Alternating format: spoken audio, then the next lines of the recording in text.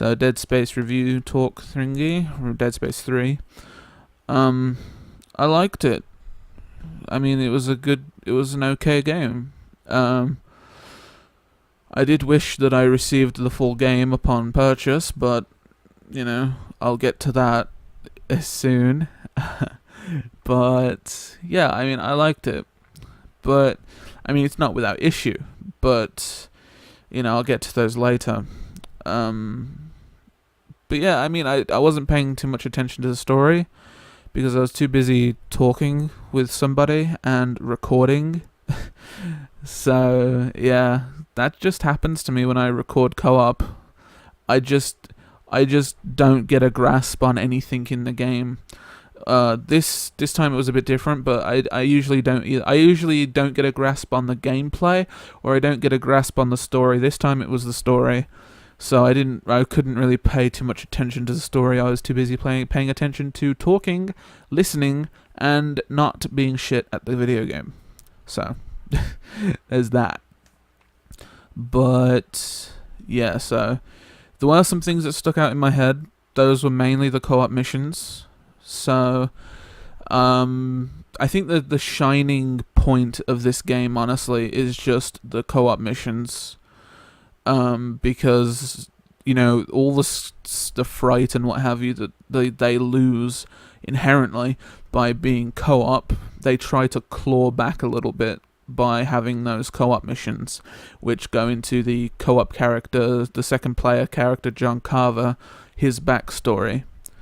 And they're interesting, and they also feature some really cool gameplay. So the two characters see different things. So you're in a facility, for example, John Carver seeing birthday paraphernalia and what have you, and Isaac is seeing nothing. Just dead body refrigerators, and that's about it. Where you're seeing birthday hats, balls, tricycles, and banners and all this other shit. So I thought that was a really cool thing to do, and I really would think that more games should, fuck around with that concept of having the two players see completely different things, although they're in the same room. I think that's a really cool idea to play around with, and I think that it could be expanded on to make some really interesting co-op experiences. But yeah, I really like that about this. Mission 11 was probably the highlight for me. With co-op missions, it was Chapter 11, and it's a side mission. And it was just really well done. So, I mean, I did enjoy playing the game. But I think the problem lies with the fact that they've tried to make it an action game more so than a horror game. And it seems to me that game series try to do this so that they can have a wider appeal. Because let's not forget, horror is still fairly niche, although horror games can sell by the bucket load. Publishers such as EA don't really see this, and they would rather just dumb it down to the lowest common denominator, and that's just push out an action game. So unfortunately they have went the action route, which I'm not too complaining about, because I don't like my games too scary, but at the same time, it is less scary. In fact, I maybe had couple of frights here and there, a couple of jumps. Most of the creepiness came from the co-op missions, if I'm honest. And yeah. So along with this change to a more action orientate, I mean, the game fucking starts out like an action movie, for crying out loud. Like, it starts out like it's trying to be some blockbuster action movie. It's ridiculous.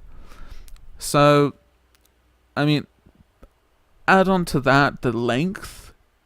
My save file says about 22 hours on it. That's a little too long for me, for this game.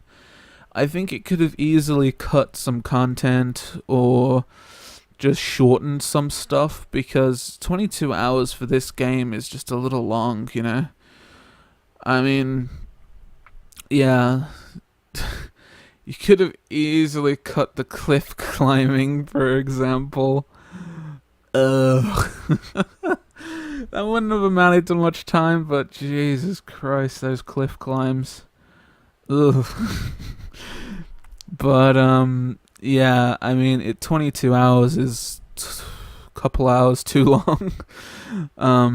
And it really starts to put the game under a strain, because I feel personally that this started out as, this series is a horror series. You know, that's what it did best. It did horror really good. And I kind of feel like when you try to make a horror game an action game, it tries to be both. So it tries to be an action game. It tries to be a horror game.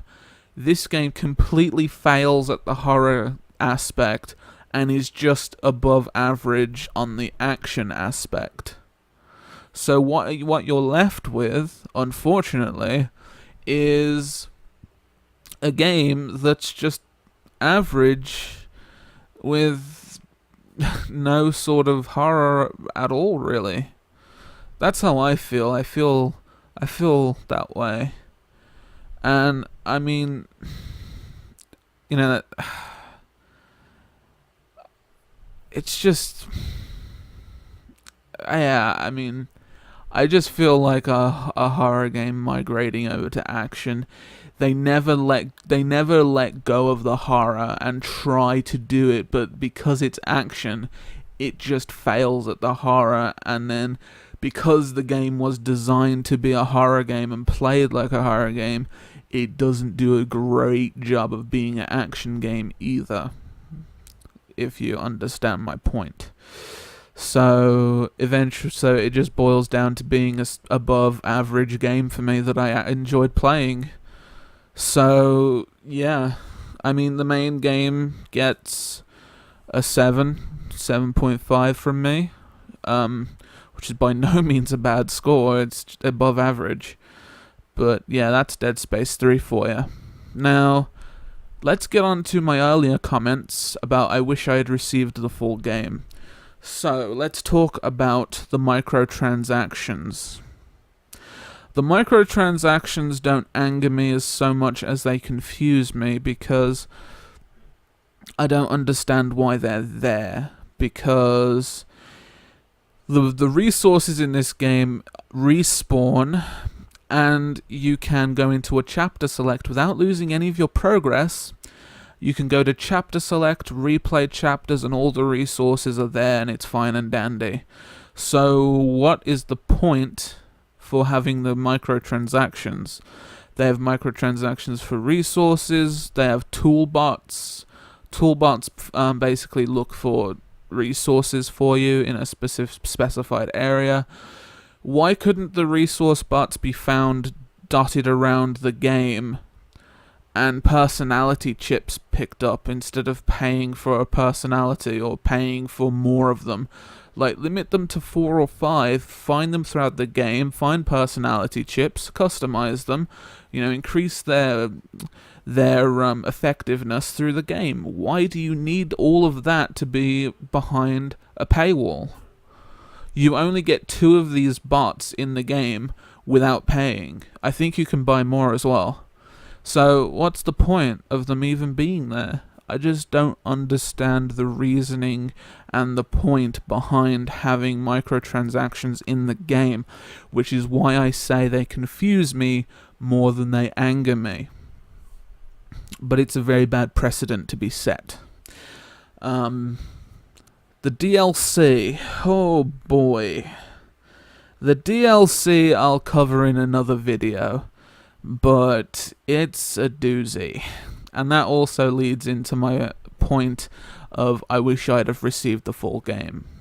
So Dead Space 3 gets a 7.5, and that's pretty much ignoring the fact it's got microtransactions and the fact it's got a DLC.